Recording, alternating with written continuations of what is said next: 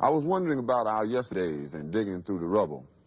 And to say the least, somebody went to a hell of a lot of trouble to make sure that when we looked things up, we wouldn't fare too well.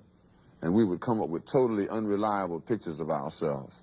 But I've compiled what few facts I could, such as they are, to see if we could find out a little bit of something. And this is what I got so far. First, white folks discovered Africa. They claimed it fair and square. Cecil Rhodes couldn't have been robbing nobody because, hell, there wasn't nobody there. And white folks brought all the civilization because there wasn't none around. How could the folks be civilized when wasn't nobody writing nothing down?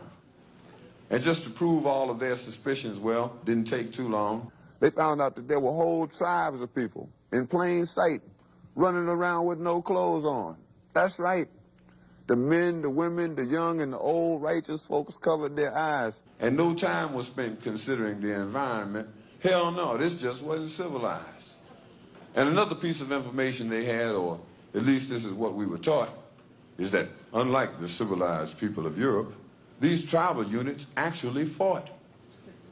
And yes, there was some crude implements, and yes, there was primitive art, and yes, they were masters of hunting and fishing, and courtesy came from the heart. And yes, there was love and medicine, religion, intertribal communication by drum, but no paper, no pencils, and no other utensils, and hell, these folks never even heard of a gun. And this is why the colonies came, to stabilize the land, because the dark continent had copper and gold, and the discoverers had themselves a plan. They would discover all the places with promise. You didn't need no titles and deeds. Then they would appoint people to make everything legal, to sanction the trickery and greed. And back in the jungle, when the natives got restless, they would call it guerrilla attack. And they would never describe that the folks finally got wise and decided that they would fight back. And still, we are victims of word games. Semantics is always a bitch. Places once referred to as underdeveloped are now called mineral rich.